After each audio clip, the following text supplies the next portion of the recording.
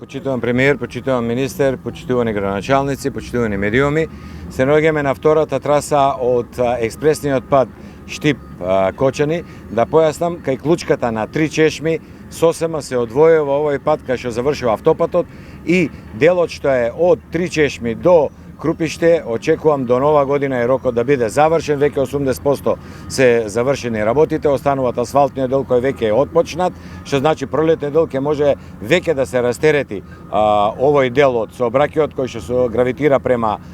граничниот премин и Бугарија, а овој пат што вториот лот што е од Крупиште до Кочани отпочна пред 2 месеци со изградба, рокот му е 2 години, значи пролета 2021 година треба да биде завршен и ќе биде со висок квалитет, експресен пат со ширина од 11,5 метри, две ленти од по 3,5 метри, две ленти од по 2,2 метри. Со тоа целиот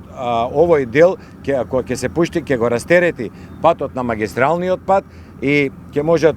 да се користи и како сервисен и за околните населени места, а тешкиот сообраќај целиот да се преосмери овде, со тоа да се зголеми интензитетот на протокот на сообраќајот, безбедноста на сообраќајот, бидејќи знаеме на магистралниот пат многу често сме сведоци на немили настани, сообраќајки и така натаму. Ова ќе биде голем бенефит за оваа регија, каде што во изминатиот период бевме силно посветени, Малешевијата комплетно е рехабилитирана, не постои еден регионален пат незавршен.